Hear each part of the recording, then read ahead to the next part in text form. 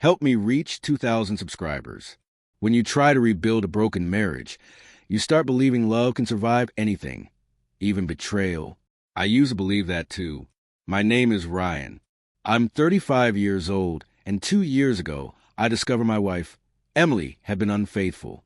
That discovery shattered me in ways I didn't think possible.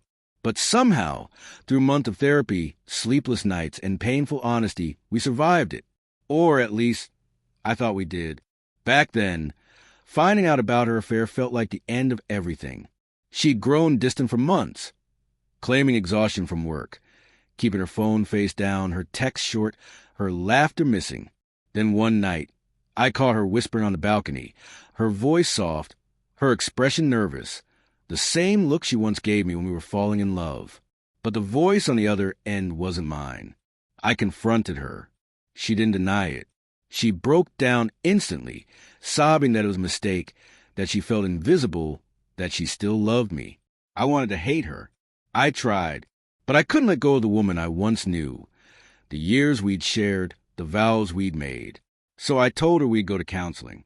We'd rebuild trust, start over. And for a while, it actually worked.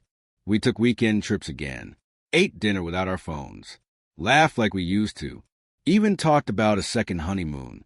She told me she didn't deserve my patience. I told her the past was gone. No more lies, no more secrets. That was the deal. So months later, when I found her crying alone on the back porch, clutching her phone like it carried bad news, I felt that old familiar chill return. "What's wrong?" I asked, stepping closer. She looked up, tears streaming down her face. "Ryan, there's something I need to tell you. Something I should have told you a long time ago." My pulse quickened. "What do you mean?" She swallowed hard. "The man I cheated with, he wasn't just anyone. There's more to it, and you're not going to like it." Her voice trembled, and I realized the truth I thought I already knew might have only been part of the story. She sat in silence for a few moments, staring out into the dark yard, as if searching for the courage to continue. I could hear the crickets, the hum of the streetlight, and my own heartbeat pounding in my ears. Finally, she whispered, "Ryan, it wasn't just an affair. It was someone you know." The words hit me like poison. My mind raced through faces, co-workers, friends, neighbors. "Who?" I asked quietly, terrified of the answer. She hesitated. "It was Dylan." For a moment, I thought I'd misheard. Dylan, my best friend since college. The man who stood beside me at my wedding. The one I called brother. My stomach turned to stone. My hands went cold. "You're telling me it was him?" She nodded, tears spilling down her cheeks. "It was a mistake. Ryan, it was only one night. He was there when we were fighting, and I was drunk, and I—" "Stop." My voice came out sharp, shaking. "Don't you dare make it sound like an accident." Her lips trembled. "I've hated myself every day since. That's why I told you now. I couldn't live with it anymore." I let out a bitter laugh. "No, Emily. You didn't tell me because you couldn't live with it. You told me because you thought I'd never find out." She reached for my hand, but I pulled away. My skin burned where she touched me. Every memory of Dylan flashed through my mind. Barbecues, double dates, inside jokes. I remembered him telling me after her first affair, "Bro, forgive her." "You'll regret walking away." I thought he was being a good friend.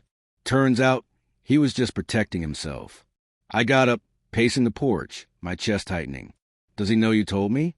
She shook her head. "No, we haven't spoken in months. After it happened, he disappeared. I think he felt guilty, too." "Guilty?" I snapped. "He didn't just sleep with my wife, Emily. He destroyed every ounce of trust one ever had in either of you." She covered her face, sobbing. "I know. I ruined everything. But please, I'm trying to make it right. I love you, Ryan." I looked at her, this woman who had broken me twice, and realized I didn't even know what love meant anymore. I didn't sleep that night.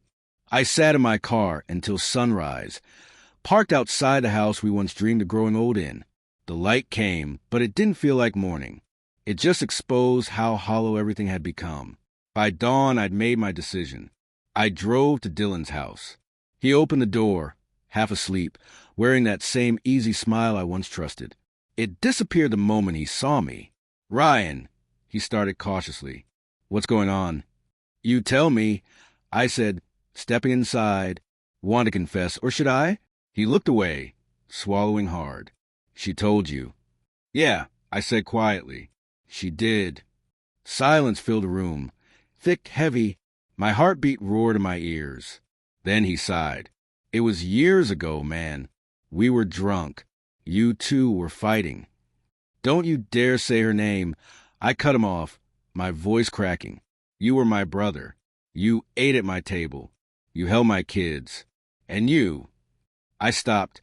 The anger in my chest turned to grief. He looked down, ashamed, but not nearly enough. "I've regretted it every day," he said. I laughed bitterly. "No, you remembered it every day. That's not the same thing."